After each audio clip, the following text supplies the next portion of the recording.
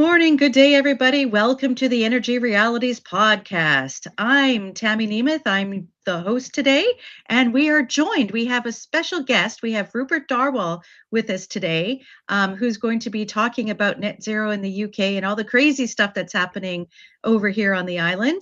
We also have David Blackman and Stu Turley. Rupert, welcome to the program. How are you today? Great to be joining you, Tammy. Well, I just wanted to point out that Rupert is the author of Green Tyranny and The Age of Global Warming, which are fantastic books. I have them actually here behind me. He's a regular contributor to Real Clear Energy and other publications, and he's a senior fellow at the National Center for Energy Analytics. And I want to give a plug. He's got a new book coming out. Is it in October, Rupert? The Age of Error? Yeah, it's mid-September. That's what the publisher tells me, and the title is "The Age of Error and the West's Undoing." So it's quite timely. Ooh, excellent, yes, excellent. And it's going to be on net zero. Is that correct? A lot of it's on net zero. It's also about. I also take in, as well as net zero, ultra low interest rates and Ben Bernanke's stewardship of the Fed, and COVID lockdown policies and Tony Fauci. So wow. It's a big deal. It's a big deal. Wow. Can't wait to read it. I'm so there's a lot Tammy, there's a lot in that. It's also got a big chunk on EU integration and what a disaster that has been, and how it's actually made, how greater integration has made Europe weaker. It seems paradoxical, but actually, right. Anyway, I'm sure we can yes. get on. Okay, so I forgot to give a broader introduction to David Blackman, who's here today from Texas. I'm here every week, How are you doing? Just fine. It's another beautiful day in Texas, and happy to be here. We got a little rain yesterday, so I'm always happier when we've had rain. It For sure. Disposition kinder. Get all that dust out of your eyes, right? Exactly. And we have Stu Turley today. Stu, are you in Oklahoma or Texas? Yeah, I came in late just in time to see some golf. That was actually pretty cool. Awesome. And Irina is celebrating Easter today. It's the Orthodox, so all of our Orthodox listeners, watchers, happy Easter to you. And she'll be joining us again next week. So Rupert, one of the reasons we invited you on is, besides your brilliance, is that you had a really great piece in the Daily Mail, I think it was last week, where you talked about how that the North Sea drilling ban should be lifted, and we should be developing the UK's resources in the North Sea, and that the one thing really standing in the way is Ed Miliband. So now that 2/3 of Labour voters want the North Sea open, what's going to happen? What's your take? Yeah, I mean, Ed Miliband's position on this is completely insane. I can't think of any other country in the world where there are hydrocarbon assets there to be realised quite quickly, and the government says no, we're not going to. At a time of acute energy crisis, acute shortages and so forth, is absolutely insane. And this time, it's very unlike, Tammy, it's very unlike the 2022 crisis. If you remember, not so long ago when we had, in the lead up to Russia's invasion of Ukraine, Gazprom wasn't refilling, wasn't meeting very high spot prices, and we saw the spot price go up and up and up. And then Russia invaded, and Europe and Britain was in an energy crisis for the first time really since the 1970s. Yeah. And then all the politicians were saying, well, the answer is not to depend on crazy dictators like Vladimir Putin. We've got to depend more on the wind and the sun for our energy. And this time, I think the political climate is very different, because the Conservatives now in opposition and Reform UK, who led by Nigel Farage, are singing a very different tune, and they're saying drill baby drill, this makes sense for the British economy, this will give us a degree of energy security that we don't have, it will generate tax revenues for the government, which is, we've got nearly debt to GDP very nearly 100% of GDP. We've been losing jobs out of the North Sea, very high paying jobs as well. And I think the political debate is very different. And the one holdout, as you suggest, is Ed Miliband, the Energy Secretary. Yeah, it was really odd for Keir Starmer when he was being pressured in the House of Commons by the Conservative leader, you can do this. And he said, well, actually, no, it's Ed Miliband's decision. And I thought, wow, is there a leader of the Labour Party? Who's the Prime Minister here? Yeah, he likes to hide behind process and the quasi-judicial blah, blah, blah. He tried to move Ed Miliband during the last cabinet reshuffle, tried to push him out to communities and local government, i.e. one of the most snooze boring jobs in the government. And Miliband said no. So you're absolutely right. What it shows is the real leader of the Labour Party of this government is Ed Miliband and not Keir Starmer. That's the truth of it, isn't it? Yes. David, did you want to jump in here? Yeah. So, and I understand Miliband, his mania, I guess is a word for it, over climate alarmism. And even if you were to open up drilling in the North Sea in the UK, that's a 5 to 7 year lead time before new resources can begin to come online. So that's kind of a longer term approach to this.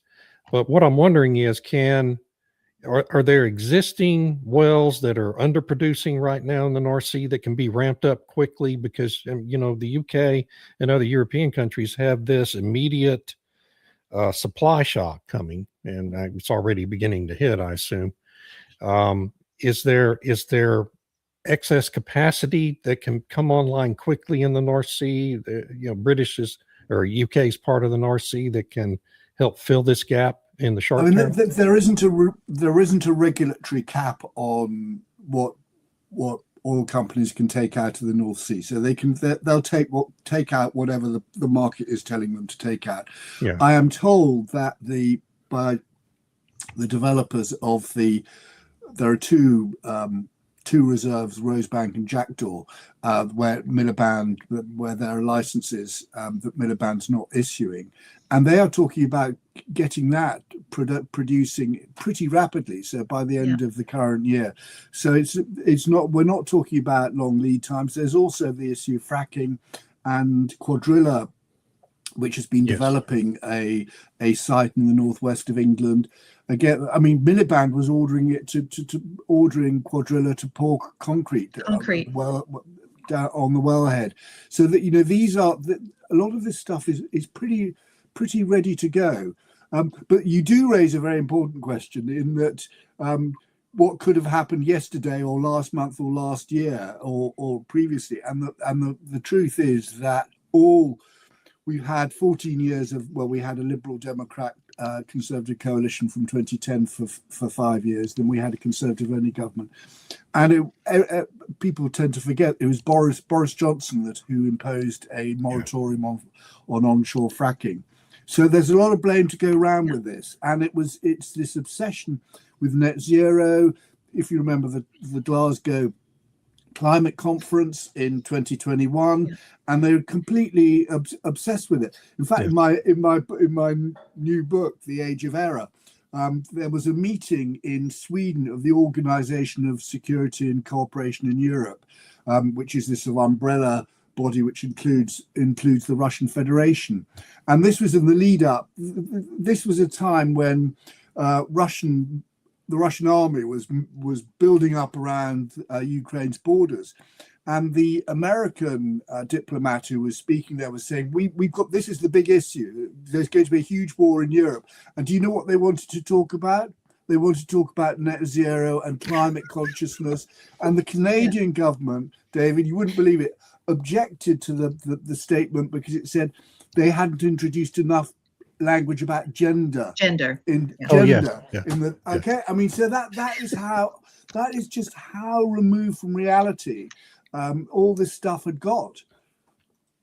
So I guess my question then becomes, what is going to have to happen for people like PM Starmer, and look, I'm not. We have no room to talk in the United States. We just came out of a 4-year presidency that was focused on all the wrong things too. Okay, and so I don't want folks in the UK to take my anything I say as any kind of real criticism and pretense that the United States is immune to this, because we're obviously not.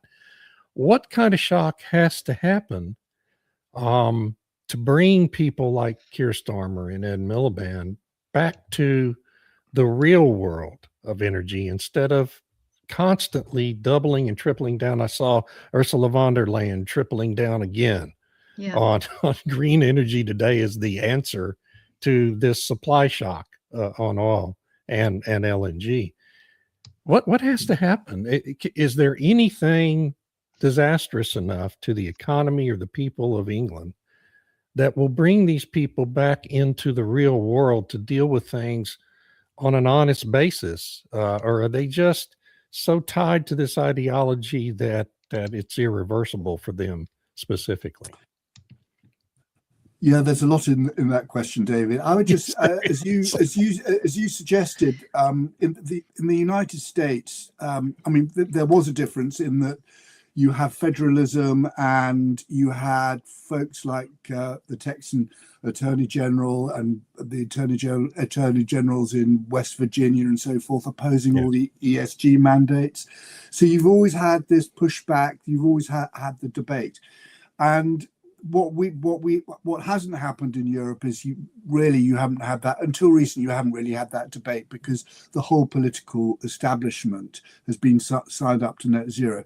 You ask what hit from reality? How strong does reality have to thump you in the face before you see sense?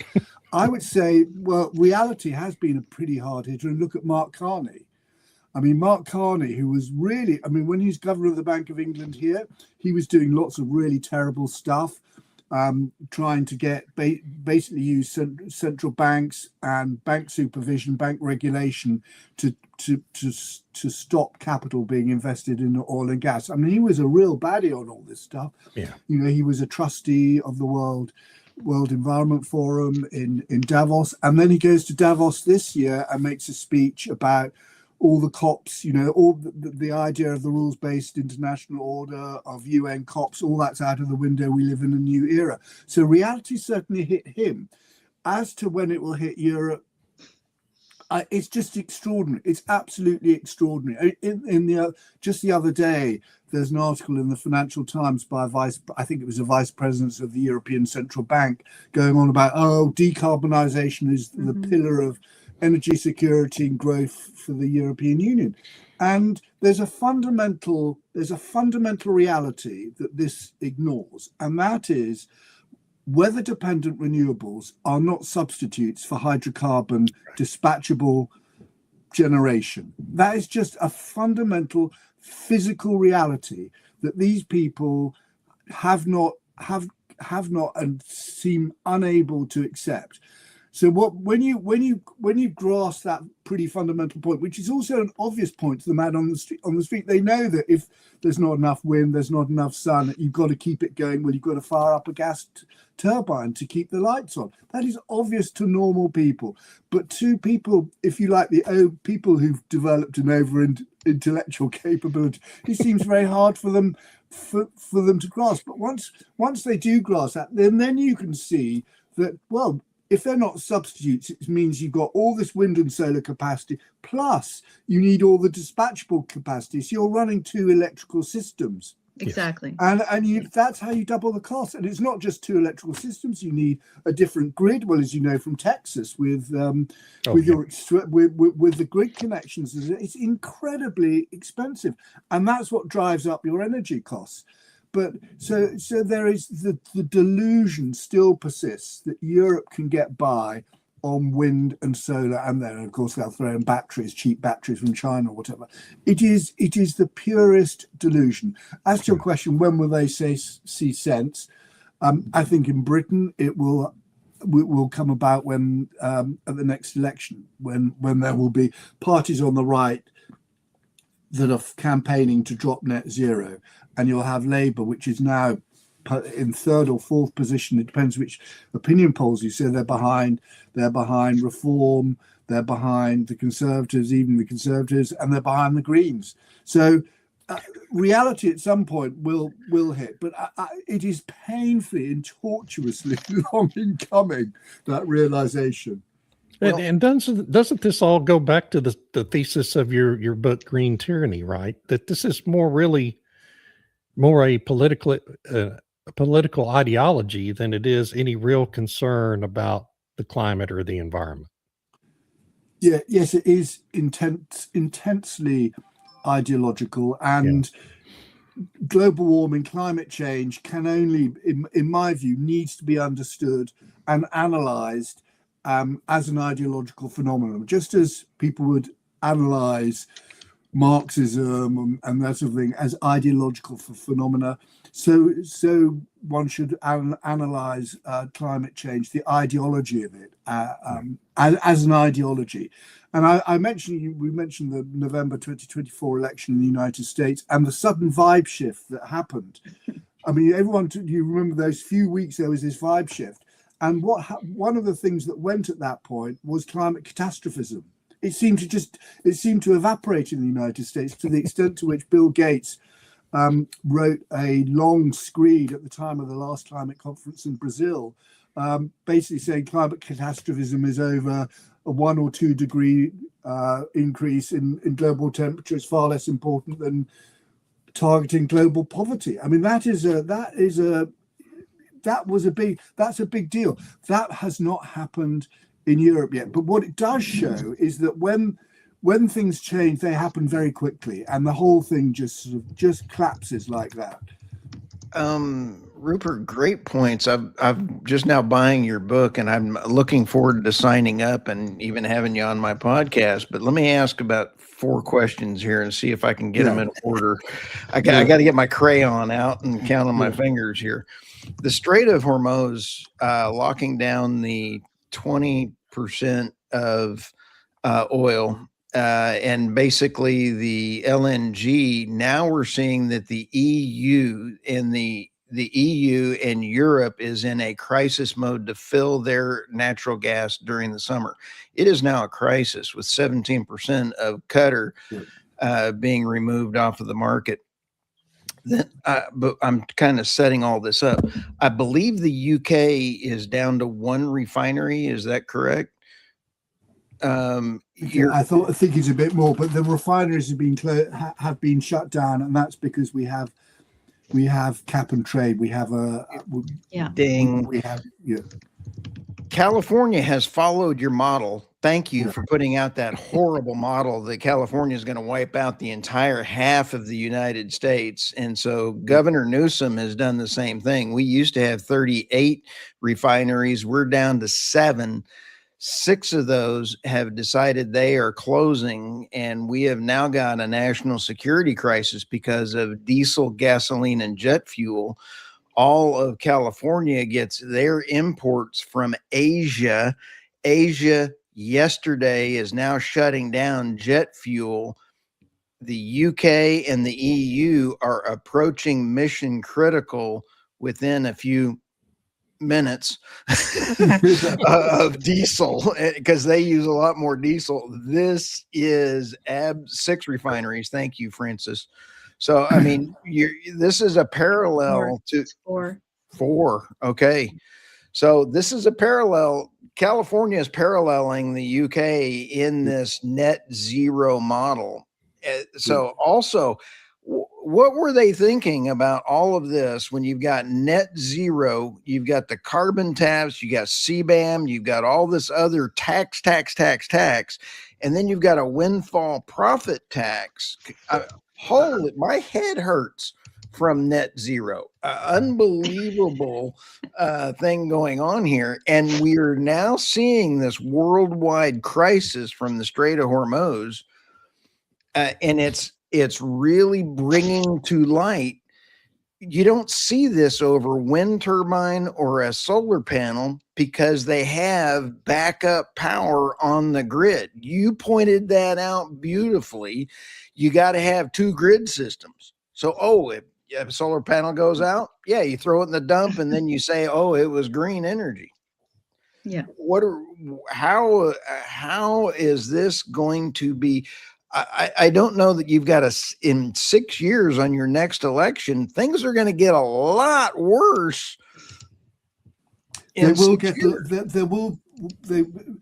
Stu, they're going to get a lot worse. And I would, there's a word I'm going to inject into this conversation that we haven't mentioned yet. That word is coal. Yes. Yes. Coal. Yeah. Because first of all, coal is the cheapest form of hydrocarbon energy to generate electricity. It's also the easiest to transport. Logistically, it's the easiest to transport. It's also the easiest to store. Yeah. It really you don't need dedicated, very specialized infrastructure to store a mountain of coal next to a power station. And also, it's the most diversified hydrocarbon around the world. So I can tell you there's a figure we can give you, which is 0% of the world's coal passes through the Strait of Hormuz. Right? I mean, right. You've got energy security with coal. And so what did Britain do? We powered past coal. Again, this was under the Boris Johnson government in the run-up to the Glasgow climate conference. There was all this thing, we're going to power past coal. And we literally, Stu, we had the energy secretary, you can see it on YouTube, someone can pick it up, blowing up a coal-fired power station. Not even mothballing it, just blowing it up.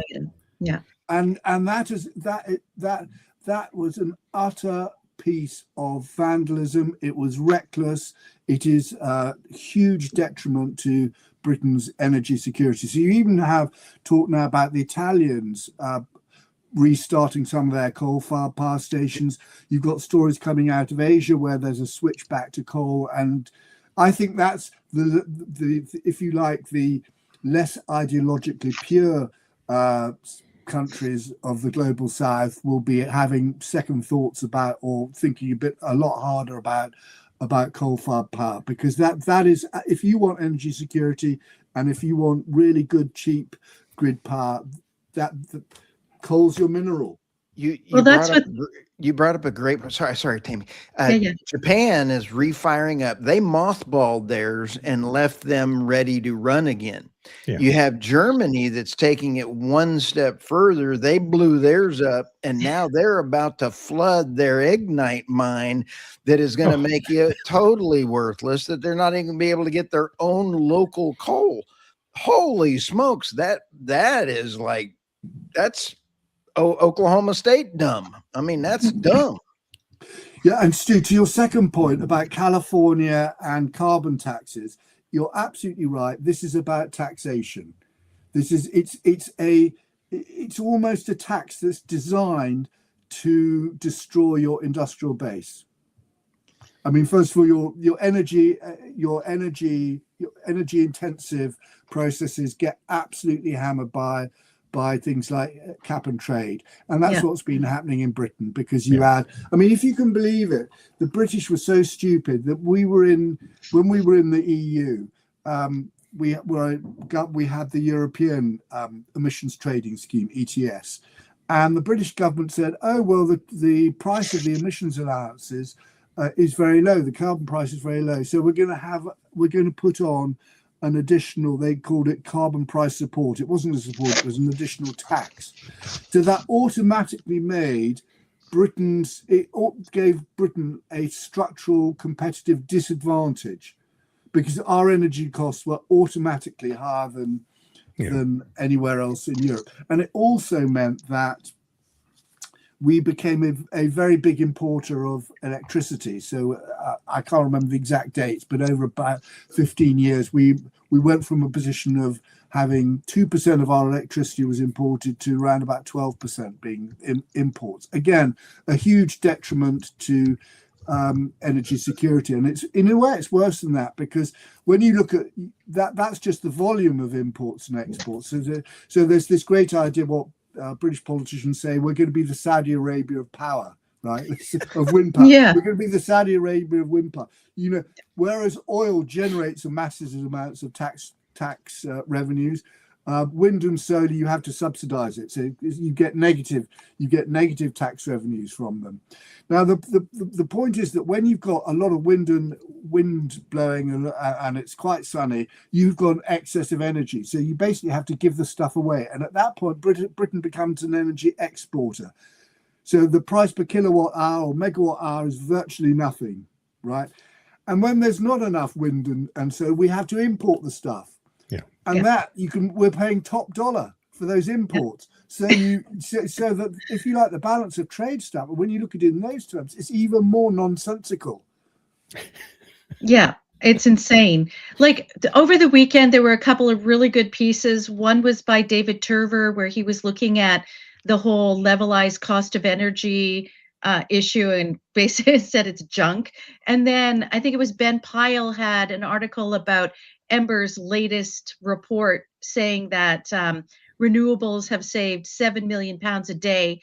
But when he dove into the actual contracts for difference data, it actually showed, and he has all the numbers there, that the renewables actually cost 18 million pounds a day more than gas once you factor in all the subsidies and all these other things. And so it's this cherry picking of data in order to convey a narrative. And the other thing was was it on Good Friday, 65 scientists had an open letter and it was republished in the Financial Times with great fanfare.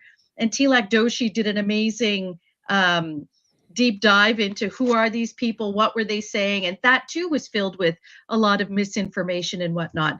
And so it's like there's this narrative within the UK news apparatus where they're pushing this idea that renewables are saving us money and they're saving us from unreliable imported stuff, and we can have homegrown energy.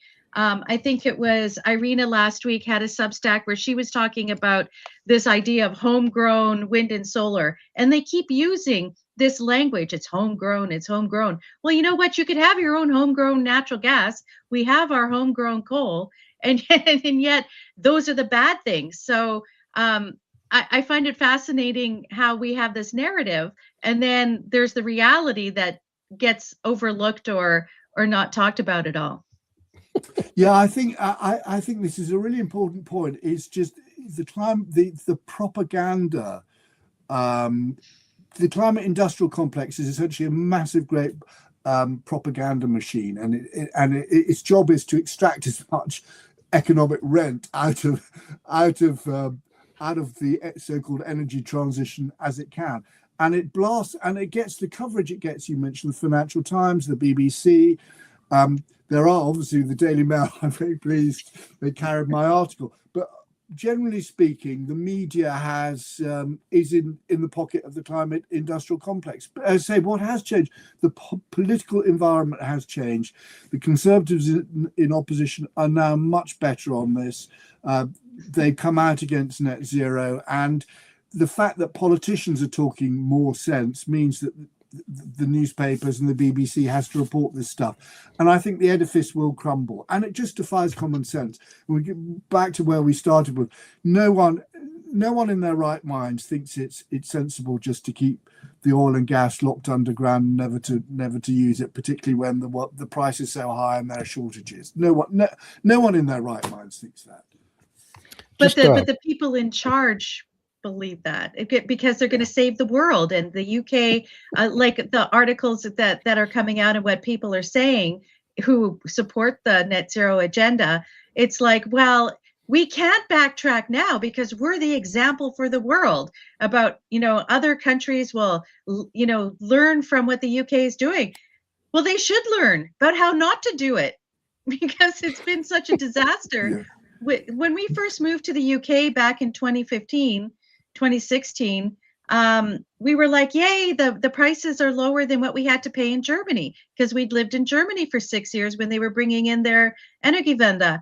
And now it's higher than Germany. This is crazy. So we should be learning how not to do things, not that somehow the UK is this paragon of net zero blowing up coal power plants, which has just been a disaster for people and being able to live in this country. Yeah, it's this touches on an interesting thing that that someone he was a former ambassador to the EU calls vanguardism, and he's very critical of it. He calls it British vanguardism. We will show the world we're no longer a great power, but we can show the world through our moral example the way to go. And the Climate Change Act was passed in 2008, which legislates decarbonisation targets. And the justification, its purpose, was set out to show the world, to show leadership in decarbonisation.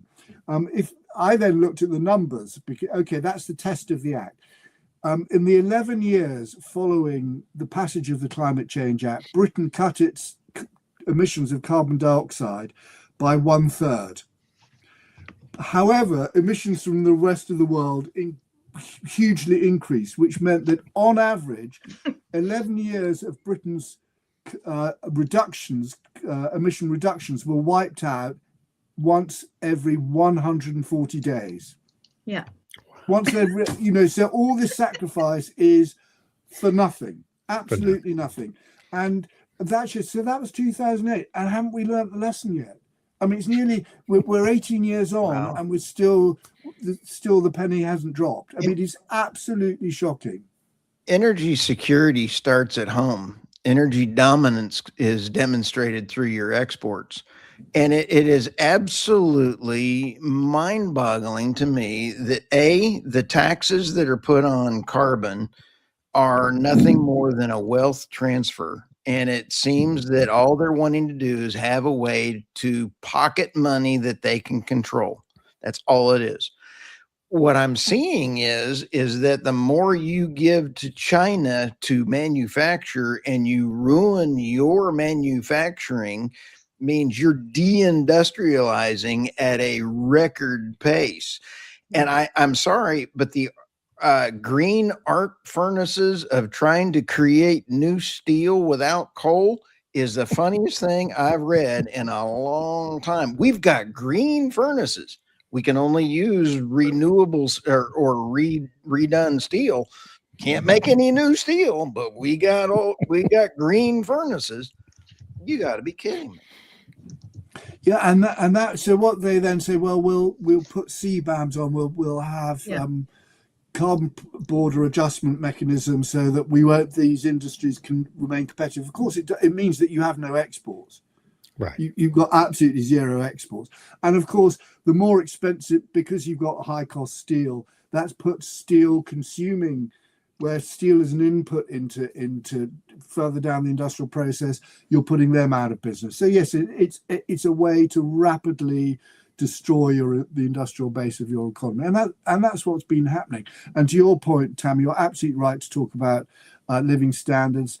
British living standards have been stagnating really since the financial crisis. I mean, they've been they've been tiny moves up, but imperceptible and knocked out by higher energy costs, which is why everyone's miserable. Everyone's Britain's really, really miserable and complaining about everything, and then the elites turn around and say, well, there's something wrong with the people because they don't run it. It's quite easy to sort this out in the end, but. So I wanted to just touch on a couple of things. One, are you concerned about a potential red-green alliance, the way that sort of Mamdani did in New York, that could happen in the UK, where you get the Green Party creating some kind of alliance with the Labour Party in order to push forward the green agenda and hope that the Conservatives and Reform split the vote or something? And number two, do you really believe the Conservatives have learned their lesson? That, because they were with David Cameron initially, he doubled down on the whole climate thing, saying that the young people are demanding this and the Conservative Party has to get with it and embrace the whole sort of green agenda. didn't repeal the Climate Change Act, still have the Climate Change Committee doing their thing. We had Boris Johnson, as you had pointed out, had introduced or doubled down on all this stuff. And when Rishi Sunak was there, he did too. So now the Conservatives are saying, okay, yeah, we've seen the light. Net zero's bad. We promise we'll do better. Do you believe that? I think some of them do, and some of them don't. So if you look at the parliamentary party is full of, there are a lot of Cameroons in there. That's a big problem. That's a big problem. And the Conservatives have not got none of them, I haven't heard a single former Conservative cabinet minister get up and say, I got that wrong. I'm putting up my hand and say, I got that wrong. That's not happened.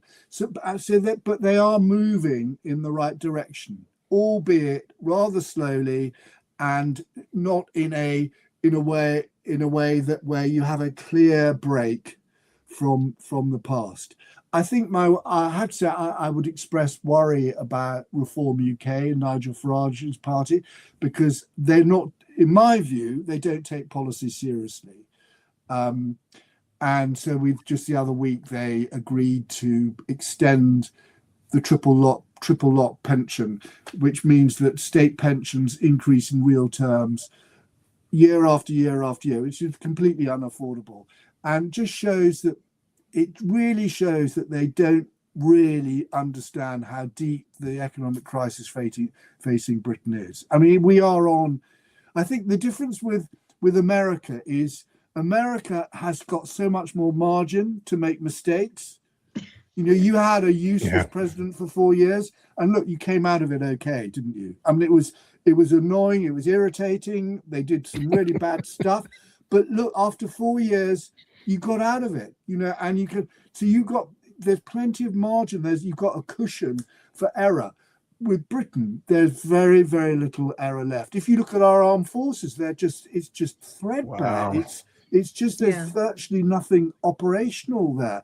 And this again goes back to the Cameron government. They came to power as a coalition in 2010 and immediately embarked on a defence review that saw a real terms cut in defence spending of 22%. Absolutely catastrophic for the armed forces. And in some, you'll see again, I quote in my next book, they talk about, well, we need to cooperate with partners like Russia on climate change. Yeah. Seriously. I mean, it's absolutely stunning. And I think every day that goes past, that government looks worse and worse in retrospect. Yeah.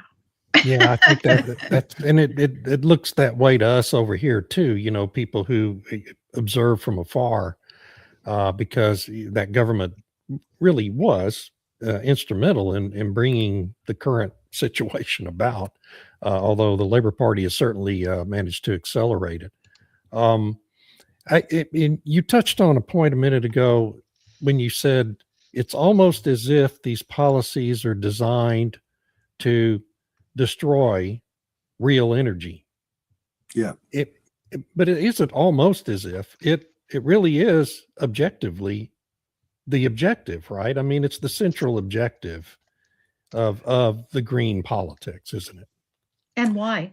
Yeah, so I've got, there's a sort of, I think there are two, I can come at this in two ways. One is it was an unforeseen accident, in that they rationalize this by saying energy is only 3% of GDP. Therefore, if energy costs rise by 50%, you're affecting only a small sliver of GDP. What that completely misses out is the effect on competitiveness and the profit and loss account of companies, and you're just pushing them out of business. So that GDP, when you look at it as a percent of GDP, you are not looking, you completely ignore the competitiveness effect of having very high energy prices. The other explanation is, if you like, the ideological explanation. And I think this is particularly the case in the United States, where the far left the old Marxist thing was that the proletariat are the progressive class, and that's where the revolution is going to come from, and so forth. And what the Marxist theoreticians, the Frankfurt School and so forth, came to the view in the 1960s is that actually the working class, blue collar, are the enemy because they're intensely patriotic.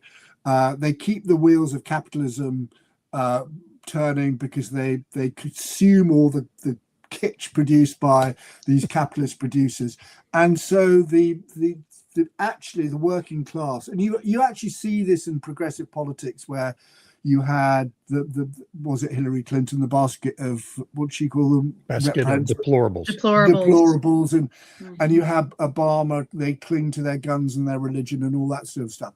So the progressives have a real, they don't like the working class. Yeah. So I think if you want the malign, if you want the ideological explanation, actually eliminating the traditional industrial working class is part of the plan.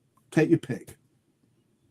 It's so fascinating, because I mean, it at its base, it's socialist politics, using green talking points to advance socialism.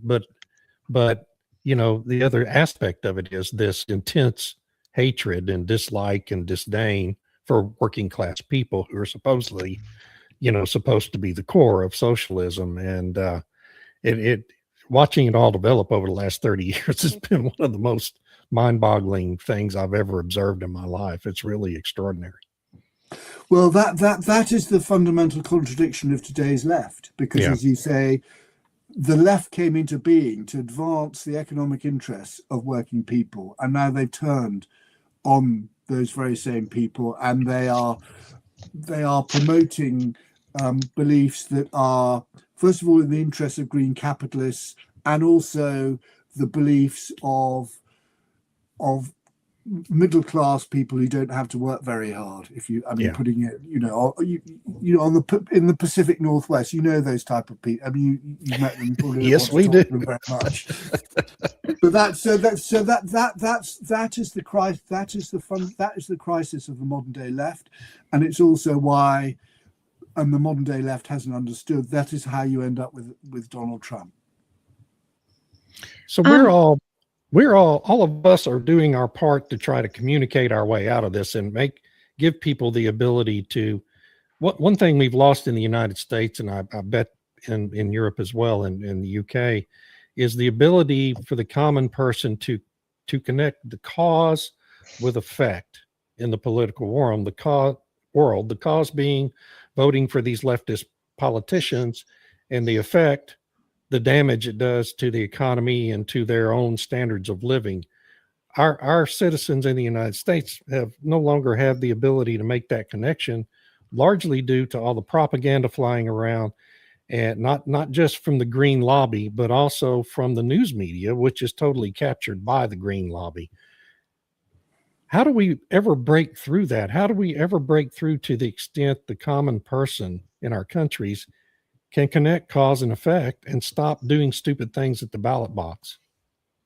I think as far as the UK is concerned, I think what we're going through now, Britain's going through now, is radicalizing people. And if you like, to what's come on, it's what I'd call the politics of rupture. There's this feeling that things can't go on as they're going on. Yeah. And so I think that will push politics in a more radical and more realistic direction. And I think young people are discovering the power of incentives, or the power of tax disincentives. So I think I think the best, it's if we're having the best vaccination against socialism is to experience a bit of socialism, and that's what we're going through at the moment. I mean, but why does California still routinely elect Democrats who just impoverish that state? Yeah. I can't answer that. You can answer that question better than I can. Sorry, did I say Sorry, rigged voting out loud? I apologize. Oh, Those two. For sure. Well, I want to just kind of go back to what you said about Mark Carney experiencing reality, because I have a bit of a different take on that. And, if you look at what he's a lot of rhetoric sounding like maybe he's seen the light or whatever and is experiencing reality, but everything he's done so far hasn't actually amounted to anything. It's just talk. And last week, the committee that's going to be establishing a green taxonomy for Canada was announced, and they're also working on transition plan framework. And the people who are behind the committee are a bunch of the environmental activists. So I don't see him giving up at all what he wants for climate finance, because he wants the climate finance people, the banks and the insurers and the investors with the handy green taxonomy there, to make the decisions to, transition finance away. Then it's not government policy, it's the banks doing it. And he can say, look, I tried to build a pipeline. I tried to do all this stuff, but it's the banks. It's not us. It's the banks and the insurers who are saying, sorry, we can't finance that project because of the emissions intensity that's going to be coming. And he's still talking about decarbonized oil. So on the one hand, people are saying, well, he's seen the reality. I don't think so, because he still is saying that for Alberta oil sands to get increase in their production, and they're the big ones in Canada, they have to be decarbonized. But he'll allow approval of a project that's offshore Canada, that's outside our 200-mile radius, called Bay du Nord, that's going to be developed by Equinor and BP. The government of Canada will pay royalty to the UN, and that doesn't have to be decarbonized. And all the oil coming up from the United States and elsewhere, that doesn't have to be decarbonized, but Canadian oil in Alberta does. So, because of the carbon accounting rules. Yes. So, that is insane. That is so he can say, I'm trying to do all these different things. I'm opening up the offshore or whatever. But didn't he lose an environment minister or some? Wasn't there a resignation? Steve Thibeault just resigned from cabinet, but he's still an MP. The former head of a big foundation that funded a lot of climate stuff is an MP. The current environment minister was pretty much an activist before. The bureaucracy is filled with activists. So I don't know. He's still pushing forward in a very quiet sort of underground way to set up this framework that will basically have the financial industry make the decision to not invest rather than the government policy. And he's not repealing any of the policies that prevent development. So I don't know. I take your point, but as you implied, the rhetoric is there. Yeah. And that's for these by-elections there's 3 by-elections by the end of this month that he's hoping to get a majority. So there's lots of rhetoric right now, not much action. And then when he has a majority, who knows what'll happen. But so if I could just go back to the UK. So if let's say that there is some kind of miracle, and in 2028, Reform or Conservatives, maybe they have a coalition, get into power, do you think that with the bureaucracy the way it is, they'll actually be able to implement a removal of net zero, repeal of the Climate Change Act? Do you think they would have the support of the bureaucracy to do that? And if not, how would they get around it?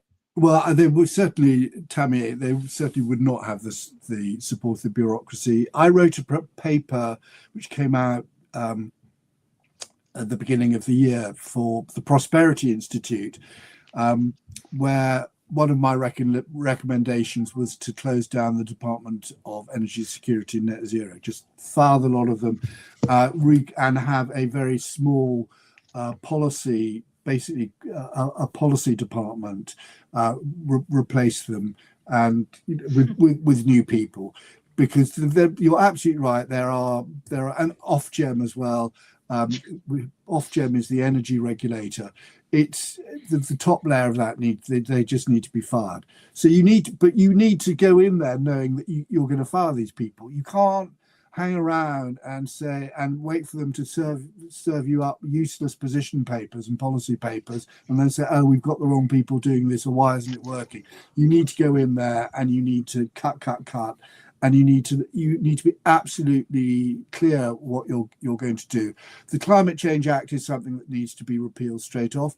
What it does is, the Climate Change Act has a target in it, which was originally 80% decarbonisation by 2050. And in 2019, Theresa May, after she'd announced she was going to resign, she raised the target from 80% to 100%.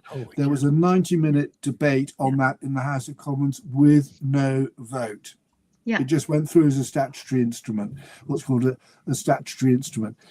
So the climate change, what that target does is it's a duty, legal duty on the government to pursue that target.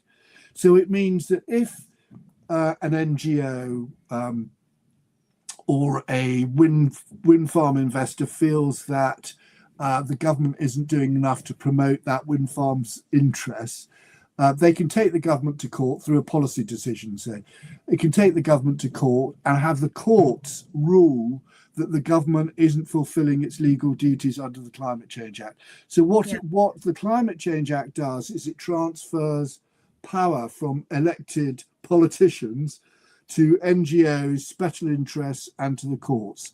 And that is an absolute, you cannot restore energy realism to Britain with the Climate Change Act in force. It has to go. So that, and any party that, if the Conservatives or Reform came to power not willing to repeal the Climate Change Act, I mean, you can imagine the Conservatives, oh, well, some of our people feel, some of our members, colleagues feel that the Climate Change Act is very important. We've got to keep it, and we've got to find a more sensible way to implement what it says. You get a lot of that kind of that's garbage. You just can't, you can't tolerate that kind of stuff. Well, it can be done. If we could repeal the EPA's endangerment finding in the United States with just through the sheer courage and perseverance of Donald Trump and Lee Zeldin at the EPA. I mean, no one else would have had the guts to even try to do that. And those two guys got that done in the United States. I feel certain that Britain, the British people, can get mad enough to elect politicians who will repeal the Climate Change Act at some point in the near future. I mean, to me, that just gives the fact that we were able to do that in the United States. Because 5 years ago, if you'd have told me we were going to repeal the endangerment finding, I would have said, you're nuts. That's not ever going away. And it's gone. It's done here in the US. So, you just have to have the right people who don't mind getting slammed by the media, and are kind of immune to it, like Donald Trump is, to get those kinds of things done. But that is what it takes. And, I hope and pray. All of my ancestors come from the British Isles, so I always hope and pray for good things to happen in the UK. I totally agree with you. It's about leadership. Yeah. Fundamentally, it's about leadership, and it's about welcoming. The thing is about the brickbats that are thrown at you actually are quite helpful, because it shows what you're up against, and you're having an argument, you're having a debate, and politics is about winning arguments, isn't it? Yeah. You have to go out and win the argument. You have to make the argument and win it. Except when I agree that that's technically how it's supposed to go, but how are arguments won today? They're won through media, and they're won through activism and creating a narrative. And I think this is the problem, is that people say there's too much information. So what happens when they start to control the information and control how people get it? And I look at what the UK rules on social media and punishing people for speaking out about things that they disagree with what the government is doing. They're not even allowed to have the debate. You can't even talk about climate change in a way that isn't laudatory for what the activists want on the BBC. They just refuse it. So how can you have a conversation when one side isn't permitted to speak? So how can you have a debate? Well, you're absolutely right about it's the Online Safety Act, which was initially drafted by the previous Conservative government. Virtually everything, David, so I should say virtually everything bad that's happened under the Labour government was presaged first happened under the Conservative government. Then you kind of once you understand that, you can understand current British politics. But I think that what changes is when you have politicians who have to be reported. What they say has to be reported. The media has to report it, and then it becomes part of the political debate. The other thing is that what I think the approach of a new government that wants to get rid of this stuff is you take a leaf out of the One Big Beautiful Bill Act, with what that did with the EV credits. You just make them voluntary. You make it and that's what we have are two things that drive policy on the so-called energy transition. One is the renewable certificates, renewable generating certificates, and the other one is a levy on energy suppliers, which goes into pay for contracts for difference, the difference between the strike price and the wholesale price. And you just make it, if people want to have, you're not going to stop people buying wind energy. It's only that they'll have to pay the full cost of it. And that's how you demonstrate to people, that's how you win the argument. You demonstrate that wind power is very, very, very expensive. And you give them the choice. You say, we're not taking it away from you. It's just, if you want it, you pay extra. You can go to Octopus Energy or Good Energy or, whatever. But, you're going to pay a premium for this low quality source of energy. Rupert, you make a fantastic point, but in the United States, it is hard to get things out because the technology companies are censoring us. I know firsthand. And when you sit back and take a look at the understanding that a gas turbine is overworked when it is being brought online and then forced to shut down and spin down to allow wind and solar when the wind is blowing or the sun is shining, the gas turbines are coming on and going off. It is millions upon millions upon millions of dollars of additional maintenance that is getting added to consumers' bills that is not being talked about because it's being quashed by technology. So it is a tough discussion to try to get that point out there and not get cut off, shut down, get your website hacked. And I know who's hacking my site, by the way. And you sit back and kind of go, this is absolutely disgusting. Yeah, the way I'd approach that is you need to have dispatch arrangements. I mean, there's an energy economist in Britain called Dieter Helm at Oxford University who produced it was a low cost of energy report for the Theresa May government. And one of his, he produced it in 2017, and one of his recommendations was firm power bid, so that if you want to supply electricity to the wholesale market, it's got to be on a firm basis. And that would have forced intermittent generators, wind and solar, to buy capacity from CCGTs. So there are market design mechanisms you can put in place to address the system cost, the ramping up and down and so forth.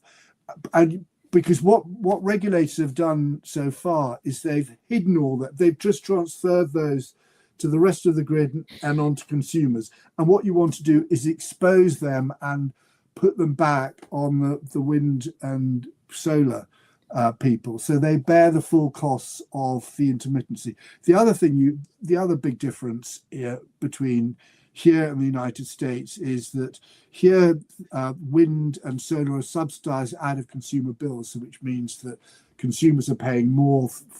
So the subsidy is financed by higher bills. In the US, of course, you have production tax credits. So the taxpayer, you put the taxpayer on the hook, and those subsidies are much harder to get rid of. As you see, much harder, and they've got their hooks into those members of Congress, and they're not going to let go of those. I've been trying to ask for a new levelized cost of energy, a new definition. And I think, hey, let's just end the wind and solar animosity, or yay, wind and solar. If wind and solar can have batteries and have a formula for how big your wind farm is, how big of a storage package, bundle wind and solar with storage and have them pay for that storage and then allow them on the grid, problem solved. But you got to redefine the levelized cost of energy in order to have that simplified formula. All the headaches go away. Firm power basis. That's right. Absolutely. 100%. Not going to happen. Well, you've got to have, I'll tell you, Tammy, the way you do it, you have to do it as a comprehensive overhaul of the whole thing, where you're getting rid of these, you're eliminating subsidies, and when it appears, if you look at past periods of really radical economic reform, and the one that I like at the moment is what happened in New Zealand in the 1980s, and they had a Labour finance minister who was absolutely brilliant, and his thing was, you've got to show the dog the rabbit. You've got to show the voter their gain. You've got to it's got to be in their pocket that they're winners. You've got to create mass winners from the policy changes. Otherwise, all you do, you've got the vested interest coming at you. And as soon as you make everyone a winner apart from the vested interests are screaming and throwing stuff at you because their privileges are being eliminated. When that happens, you're going to win, because everyone can see what they're really up to, which is to defending their privileges. Yeah, good point. I love Rodney. Can we have edible blades and wind power? That would be sustainable. Nice. Right now, the number one thing that is going on that the greenies are not talking about is the amount of balsa wood out of the Brazilian rainforest that is being stolen by the cartels. And it's not just poor farmers trying to clear the rainforest. It's balsa farmers trying to get wind turbines so they can be dumped into landfills. This green energy landfill, the United States has an $89 billion land reclamation bill waiting to happen. Yeah. Oops. Yeah, well, I can't imagine. I mean, what you're doing with so-called renewable energy is that you're moving from a variable input where you're taking hydrocarbons out of the ground, taking with a very tight land take, with massive material consumption. It's just acres and acres of material of concrete, cement, steel, balsa, plastic, massive material demands. And of course, the environmentalists don't want people, and of course, the battery take from Central Africa. I mean, it's just and the Greens just won't let you talk about that. Right. Exactly. Yeah. So one last thing before we go, Roddy McInnes earlier on made a point about Monty Python. I can't remember exactly what he said, but it spurred a memory in my mind that I'm living for the day when we can make John Cleese 30 years younger and he can adopt the old Ministry of Silly Walk skit to do a lampoon of Keir Starmer and Ed Miliband. That would just be awesome. The Ministry of Environmental Silly Walks. I'll tell you, John Cleese is one of the coolest cats on the planet, and I had a 3-hour dinner right next to him, and I have never laughed so hard in all my life. That man is a national treasure. Oh, that's wonderful to hear. That's really, you lucky you having 3 hours with him. No kidding, man. I'm sure you didn't even eat your dinner. You were laughing so hard. It was the greatest day of my life.